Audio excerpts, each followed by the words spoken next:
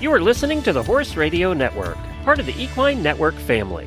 What a beautiful day for horses in the morning.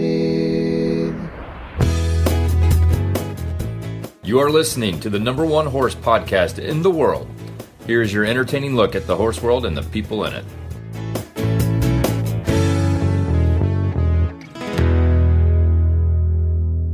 This is Ashley Winch in Albuquerque, New Mexico. And I'm Kat Gunther from White Lake, Michigan. You're listening to the Quarter Horse Podcast for Tuesday, June 17th. Good morning, Horse World. You're listening to the Quarter Horse Podcast, where we explore the versatility of the world's most popular breed of horse, the American Quarter Horse. This week, we are diving back into disciplines, and I'm so excited to explore the spirit of the working ranch horse. I think a discipline in which you'll really see a majority are quarter horses, maybe some paints, but this is definitely the quarter horse's sandbox, and that is Versatility Ranch. Kat, do you have any experience in this discipline? Can you tell us a little bit about it? I don't. I think I've talked about this before when we did ranch riding, but I showed one ranch riding class at the Novice Championships a million years ago, and it was so fun. I dressed up like, I felt like Jessie. Yes. Jessie. I had the braids going. So that's my extent with any kind of like showing ranch classes, but it was super fun. I think ranch horses are super cute. I know. They're kind of pocket sized, and they have this can-do attitude, and it's just the sweetest, like, oh, I just want to cuddle them up. They're so cute. I know. Oh, what about you, Ashley? What's your experience with this? So I actually did a class, a Versatility Ranch class when I did my Extreme Mustang makeover years ago.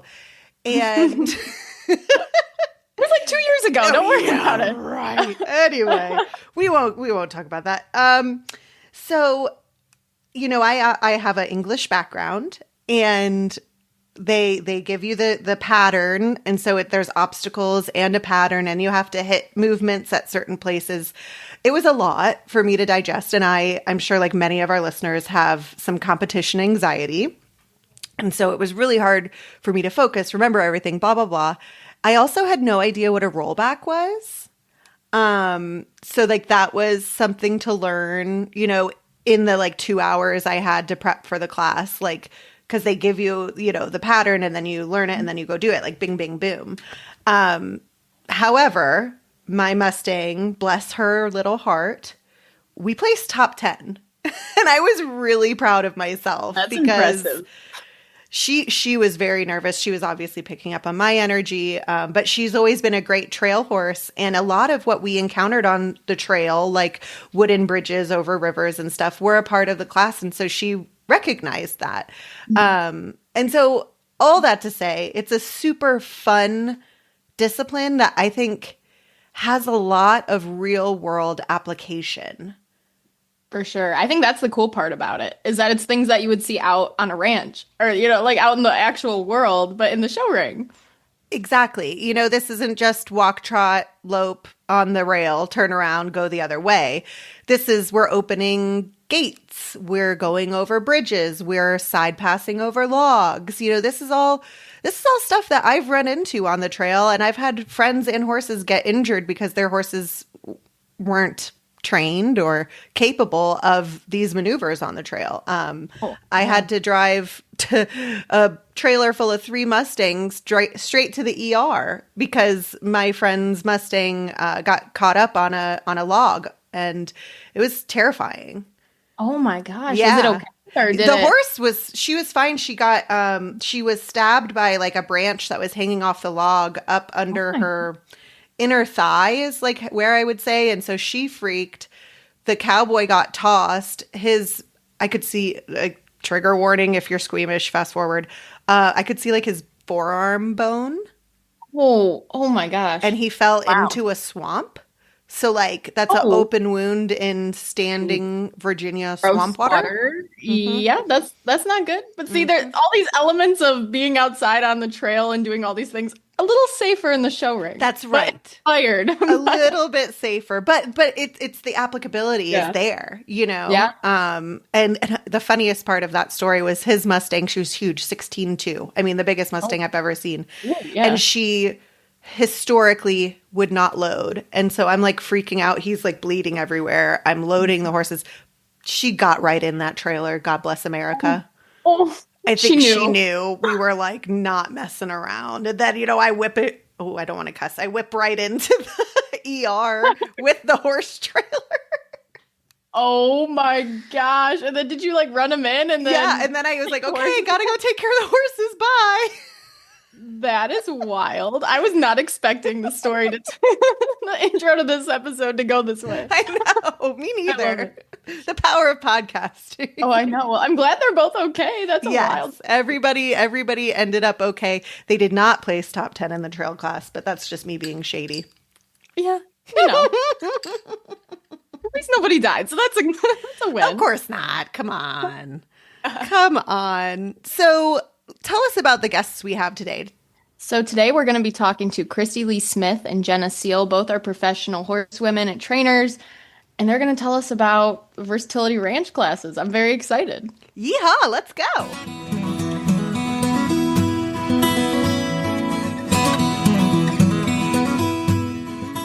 So, Kristy, how did you get involved with ranch versatility classes? So I started like the first year that they offered it at the World Show as a stakes class was in 2012, I believe. And I was there showing in some other disciplines, and ranch riding wasn't even a class yet. And I went and watched it, and I was just really intrigued by it. I mean, there's just displays the versatility of the quarter horse. It's kind of a little bit more natural way for the horse to go.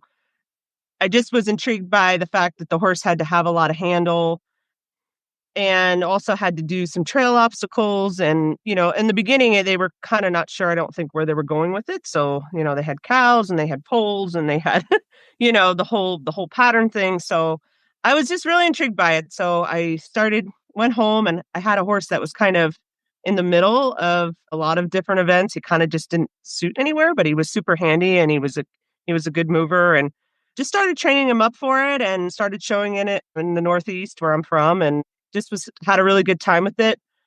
Wasn't super popular in the beginning, but as time went on, you know, I started to gain some customers for it, and, you know, it's done nothing but get more popular and popular as the years have gone on. It's great to see, and now I have a whole barn full of ranch horses. So I love that you were kind of there from the start with the AQHA circuit and how it's changed. That must have been really neat to have the front seat to. Tell me what you were competing in before you got involved in the ranch classes. All of the all-around events I showed in as a youth exhibitor. My parents had a lot of high-end halter horses, so I showed in the halter. I'm on the World Show level since I was 10 years old. Wow. And yeah. And so I also did, you know, the Hunter Under Saddle and the Western Pleasure and the NSBA stuff as a kid, and the all-around stuff, all of it pretty much. And then I just felt like this was kind of like a combination of a lot of the things that I had been doing. You know, like I loved horsemanship as a kid, and this was just like, and I loved the trail, and I showed in the Western riding also. And this just was like a combination of all the things, you know, a little bit of everything in one. So I think maybe that's why, you know, I was so drawn to it. So what is it like taking a traditional all-around horse, you know, Western riding, the traditional trail classes, pleasure, and taking them into the ranch versatility classes? What does that transition look like? Well, I think now it's gotten specialized enough that, you know, I wouldn't say those horses necessarily show in the ranch events. But for me, you know, the transition was, I take a lot of the things that I learned along the way in the trail and about, you know, changing leads and, you know, teaching a horse how to go to the bridle when I showed in the hunt seat, you know, even how to, you know, lengthen a horse's stride. That's all things I use, you know, on my ranch horses. Okay. And out of my own curiosity here, which obstacles do you think are the most challenging, and how do you handle them? In the ranch trail? Yes. Probably the lope overs, only because these horses don't have they're going quicker. They have a longer stride than, say, a traditional trail horse, like a Western pleasure type horse would have. So sometimes the way that you have to really, I think it helps to really walk the course and really look at it and how you're going to, navigate the lope overs, because a lot of times they're on an angle or, on a serpentine, and you have to hit it just right to get the striding right to the lope overs on these horses. And, you know, even now they're starting to do like extended lope overs. We're seeing a lot with, bring it back, lead change to another lope over. They're kind of doing like these combinations with the lope overs.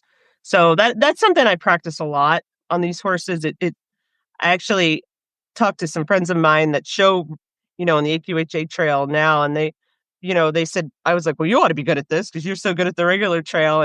And they're like, yeah, not so much, You'd be surprised that these horses, they have a different, like I said, a longer stride. They're, a little bit quicker out of the ground, and it's not as easy to get the stride on them as it is like on a pleasure horse. Interesting. So just like how these classes show their versatility, it sounds to me that the horses themselves are more geared to be a working ranch horse versus, walk, trot, lope around the show ring horse. Would that be correct? Yes, definitely. All the horses, I wouldn't say that in the ranch riding it has to be a certain type of breeding, but I do think seeing mostly horses that are by reining, have a reining background, reining stallions or cow horse. Even we've seen some cutting, horse bloodlines mixed in as well. But yeah, more of the working horse, bloodlines, I would say for sure, than say the hunt seat or the Western pleasure. Although we have seen, there has been ones that have been by, all around studs that have, this class. It's I'm not saying that it has to be one or another, Sure. but say, in the majority, we're seeing more of the working type horses in this event. So pivoting a little bit, tell me what judges are looking for when you or your clients are entering the ring for this class. I would say the judges are mostly looking at your horse.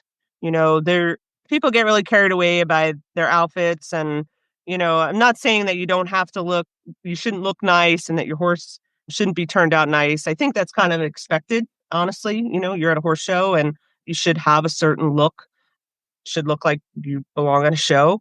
But I think the judges are mostly looking for you to come in, be confident, know your pattern, share the horse to the best of your ability. But at the end of the day, I think they're mostly judging the horse. They want to see that horse have a nice level top line, go around with a nice cadence. A horse that's a better mover is going to, score higher in this. And also they're looking for horses that have some maneuverability, in their stop, turn around, side pass, horses that, look like they could work all day on a ranch. So what advice would you give to someone who wants to start showing in the ranch versatility classes? I would say, to go watch at some shows, even if you don't have, a show near you, watch online. There's all the major shows have a live stream. So, it's easy to watch. Say the VRH World is coming up. We're going to be going to the Paint World Show here in 2 weeks. They put a tremendous amount of money this year in the ranch classes, actually more than any other discipline. So that's really exciting. Excited to go to the Paint World this year. But I mean, the NSBA World, the Congress, the World Show, all the major shows have live stream. So it's easy to, watch. Watch the people that are excelling, that are doing well in the classes. It's easy also to access the scorecards. They're all online on the Horse Show Tracker. It's very easy to gain knowledge about it. There's lots of videos online as well from people who are doing really well in these events, and easy to gain knowledge and get a good feel for it before you get involved, and then get yourself a good trainer and someone you trust and get a nice horse and go for it. I love it. What is one thing that people might not realize about the skill or training that goes into ranch trail? What's something that has surprised you along the way? So The ranch trail is relatively new. So, ranch riding was an event, the first ranch event that AQHA added as an actual class. And then, they added ranch trail second. I showed in ranch trail for the first time in Florida in 2021. And that was the first year that it was an AQHA pointed class. Okay. And recently they've added the working Western rail as a pointed class. But I've seen lots of differences along the way in what we've kind of seen with the ranch trail. I think it's evolving. How's that? So in the beginning, there was like a lot of poles, and we were, doing like a lot of maneuvering and pole work. And as time has gone on, we've seen, less poles and more actual obstacles and work that you would actually see on a ranch. So I think that's a good thing. That's kind of like, the evolution of the class.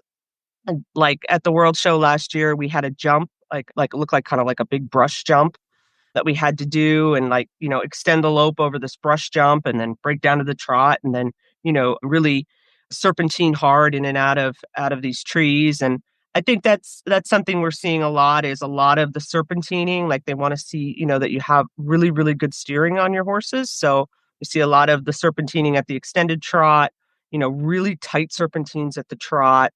And you have to really be able to think quickly and be able to kind of go from one obstacle to the next, once you kind of get through one, okay, now I'm on to the next one, now how am I going to navigate this? Okay, I'm on, so that your pattern really flows. I think that's probably the biggest challenge that I see people struggling with getting used to, is being able to really connect obstacles and make it look seamless in between. How's that? That's a good response. And then now we always ask our guests this final question. Can you tell me a funny story you were in the show ring or just in general with your favorite quarter horse?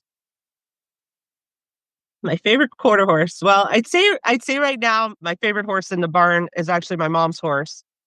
And I can say that because he's not a customer's horse. So I'm not picking favorites. He's actually a horse my mom and I own. And last year at the World Show, we had to rope. We didn't have to actually catch, but we had to, pick the rope up and go into a pen of cattle and, swing the rope and then come back out. Well, I personally have never roped. So I spent a lot of time, once I saw that was our pattern at the World Show, working on a rope. And we had a lot of fun with that. A lot of laughs on me learning how to rope. That's great. That's great. And so where can people find you? Do you have a website, Facebook page? Yes. So we have a Facebook page, Kristy's Quarter Horses. We also have Instagram. I have a marketing lady named Allie Hubble, who's been doing a wonderful job doing all my content. We have a lot of content on Ranch Trail, different drills you can do. We also give clinics in the eastern half of the United States and in Canada also this year on ranch riding and Ranch Trail. So yeah, you can find us there. And again, there's lots of videos on there, different drills, different tips that you can take into consideration when showing in this class. Awesome. Thank you so much for taking the time to chat with us today on the Quarter Horse Podcast, Kristy. We really appreciated learning more.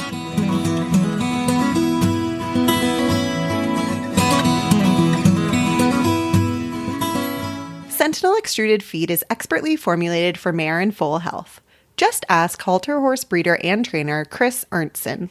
He's focused on raising the next world champions and says that Sentinel's Safe Start is a critical component for his brood mares when they're carrying and his foals as soon as they start creep feeding.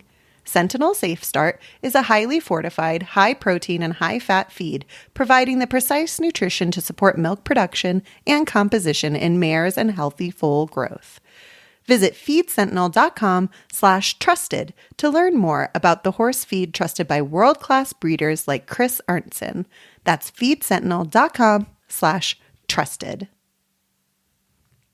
Feed and supplements? You bet. Vaccines and dewormers? Got them. Halters and helmets? In stock. Prescription medications? Yep, and approved by your veterinarian. Your horse's favorite treats and toys? Of course.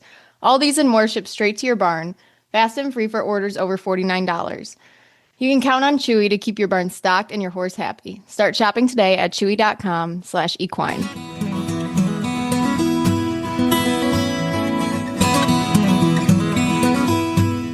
So now we are going to be talking with Jenna Seal, trainer at Jenna Seal Performance Horses. She specializes in Versatility Ranch horses, reining, and working cow horses. Hi, Jenna. How are you today? Good. How are you? I'm doing great. I'm excited to chat with you. So, Yeah. the thing I want to know is what inspired you to start showing and training horses in ranch versatility classes specifically? So I have wanted to be a horse trainer my entire life. I grew up in it. My grandparents had a breeding operation where we bred halter horses, and they were the halter horses that were the really heavily race influenced. So they were really proportionate, correct, athletic animals that could go do everything, and not just the halter, but they were huge. So I grew up riding halter or showing and riding halter horses, and then I got into the barrel horses, and I did a little bit of the all around as well. And then my last year of the youth was 2014. So 2013, at the end of the year, a friend of mine was like, "Hey, you should come show the ranch pleasure with us." It was the ranch horse pleasure at that time. So I entered, I didn't show my horse in the pleasure. We did everything else. So we entered up in the ranch pleasure, and I think he won the class and we qualified for the youth world at that horse show. So I was hooked after that. It was so much fun, and I really enjoyed the freedom of that class rather than having to be stick straight like the horsemanship or the pleasure or something like that. So I really liked the overall feel of that event. So I started doing that pretty heavily, and then we showed in it all year in 2014 Mhm. and ended up winning the AQHA High Point in the Nation for 2014 in the youth. Oh, wow. And then I just was like, this is cool. This is what I want to do. But then I went off to college, and I ended up being on the stock horse team and on the IHSA teams, both of them. Mhm. So I did the horsemanship, the reining, the hunter over fences, or the equitation over fences, and the equitation on the flat. And then we did the reining, cow horse, trail, and ranch riding with ASHA.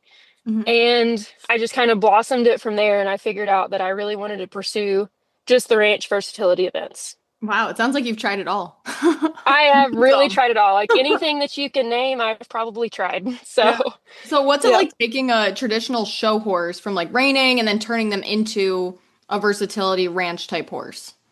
so it's not as hard as people think, but there is a lot of nuance to it. You have to really think about how they carry themselves. A lot of the reiners, especially, some people are like, oh, the gunners don't move great. But if you teach that horse to have self-carriage, and you pick that horse up, pick their belly up, get their head up just a little bit, usually they move a little bit better. Some of those reiners, I tell people that the reiners are robots and the cow horses want you to leave them alone.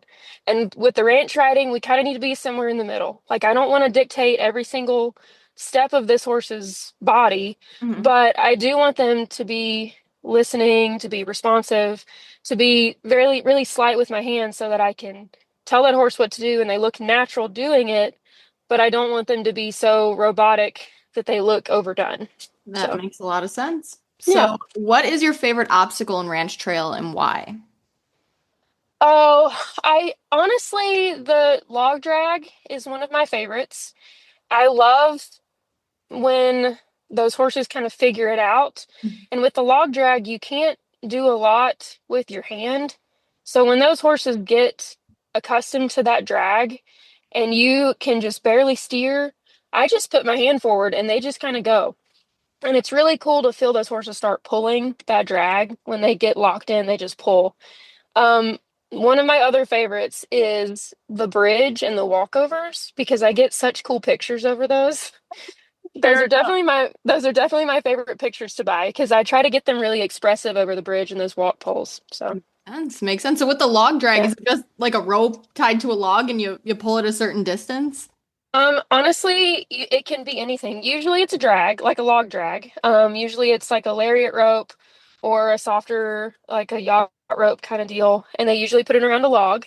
And so we get horses used to dragging the log, but at the AQHA World Show, the Congress, the VRH World Show, it's usually something else. Usually they have one of the big cattle feeders Mhm. that looks like a sled, and then they put 100 pounds of feed in it. So it's heavy. It's very heavy. So I usually ride with a pretty loose cinch, but last year at the World Show, my horse is a 3-year-old last year, and he had dragged that a couple of times at home. But we get there to the World Show and they've got 100 pounds of feed in it, and we go to practice, and my saddle just about gets pulled off. And I was like, "Oh, I'm sorry, buddy. I got to cinch you up a little bit more." Oh So my goodness, I didn't realize they add weight to it. they do. It's kind of crazy almost. And we went to a show about a month ago, the Ramels and Rouse in Decatur, and we dragged a roping calf on a sled, and they had water in it to begin with. And I dallied off on a big 16-hand Traveling Jones cow horse that we have, and he's big. He's a large horse. And I was like, "Oh my God, I can't even drag this. Like, this is crazy."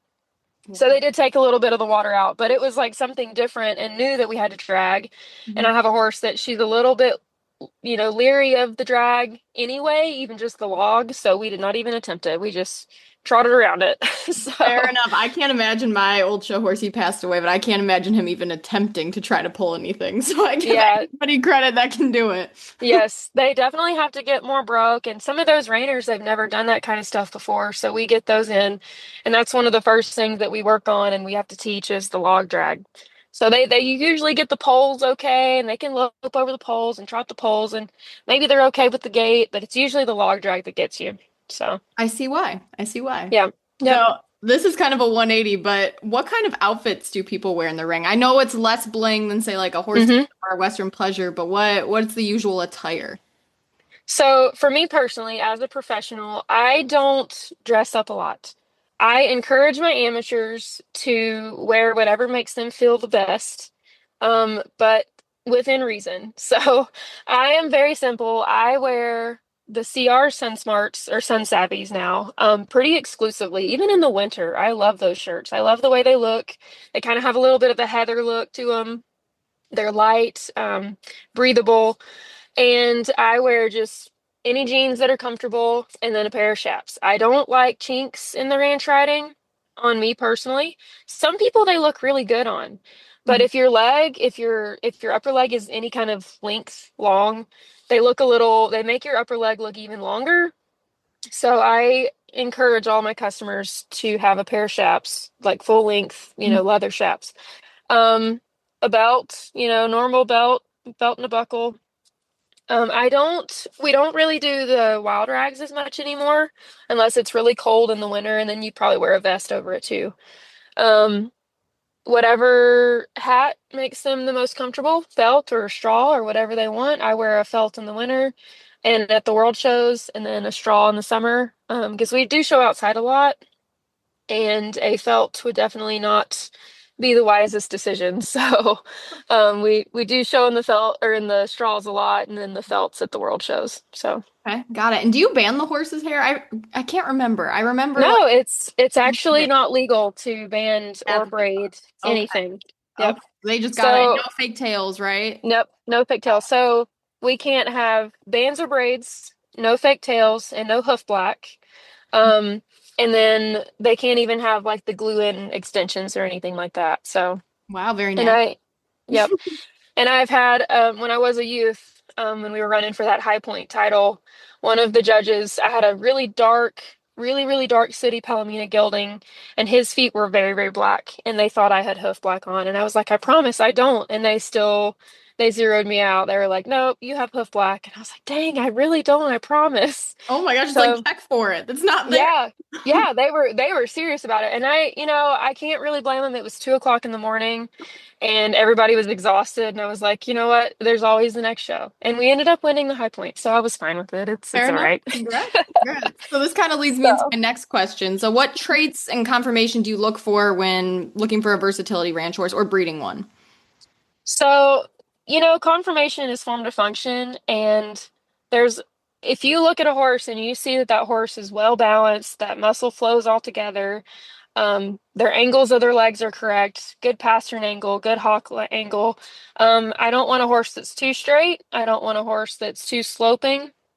I like a shorter backed horse, but not so short that they like are uncomfortable to ride. I just think that the shorter backed horses can sometimes be a little more athletic and they can collect a little bit better than those longer backed horses. Not to say that they can't do it at all. Like I have horses in the barn that are a little long and we have a little bit of trouble putting them together, but they still look good, you know? So I really like the ones that you just look at a picture, you see those new confirmation pictures on Facebook, and you just look at that horse and you're like, wow, that's just a pretty horse. Mhm. And then you can start picking them apart a little bit. So, you know, I don't have any make or breaks as far as confirmation goes, Mhm. but I do want to see that horse move at the walk and trot and the lope, not under saddle at first. And I want to see if they have like a natural ability to extend the trot and extend the canter out or to extend the lope. And if they have like a free moving shoulder, I do like a really, really well sloped shoulder. We have the extended walk, and a lot of people don't really focus on it. They don't really train hard on that extended walk. But if you get a +1 on your walk, then you know you might be a half a point above everybody else in your scoring. The Oh, yeah. walk counts, you know. So That was so hard. I remember they put that in the horsemanship classes back in the day, and yes, they'd always break into the jog. That was harder than any other extended jog, extended lope. The extended walk was the hardest yes. to do. It is hard, and people don't realize like it's so important. And I love those horses just to swing those hips and swing their shoulders and get that really big walk. I love a good walk on a horse. So, Love a good walk. yes. Well, lastly, we always ask this last question. I do want to ask you about your podcast in a minute here, but first, tell us your favorite funny story about your favorite quarter horse in the show ring, outside of the show ring, just what comes to mind. Oh my goodness. So, of course, I love my own horse. His name is Rugged and Wranglers. He is a white boy. He's a Perlino. So we get comments all the time about him, and people love him. But I talk about him a lot. But as of this moment, I have a horse, and his name is a shining or a silver gunner, and we're taking him to the paint world. And he is deaf, and he also has one eye. He lost his eye in a pasture accident as a yearling or a weanling, I think. But he is the kindest horse, and he's so funny. Like we put him in the stall at the horse show, and he just kind of goes around. He's really quiet. But then this was actually this past weekend, and it's just come to mind because everybody loves him. And one of my customers was, I think, filling waters, and it was on his offside that he couldn't see. And he just like swings his head around and just slams into her and just like knocks her out of the way. Oh my gosh. And he was like so perplexed by it. He was like, "What the heck just happened?" And she was like, "Did he not see me?" And I'm like, "No, he didn't see you. Of course he didn't see you. You're on the blind side." But he's just a funny horse overall. I really like this horse. Um, and I hope he can do some big things. But he's just a funny guy. He's not steady. He's a stallion. He's not steady. He will stand next to any kind of horse, mare, gelding. He is so quiet and kind, and we love him. Oh, So, like a little and angel. it's not like it's not a super funny story, but it's just something that I thought of, Yeah. and No, it's perfect. he's just funny because he looks so funny. We call him, he needs like a handicap in the ranch riding. Oh, it sounds So, like a character. I love it. yes, definitely. So now, lastly, tell us about your podcast. So I have a podcast called That's Horse Business, and I run that with my friend Kelsey Keithley, who owns Northfleet Photography and or marketing and photography. And me and Kelsey have been friends for almost 15 years. I think it's about 14 years. And we met on Twitter as I met a lot of my current friends and business peers. And we have been talking about doing a podcast for probably the last 4 years, but we were both in school. We both were starting our businesses. We just never had time to stop and actually do it. So we decided, we were just like, dude, we just got to do this. And it was about a year ago, probably this week or next week, I think, that we recorded our first one.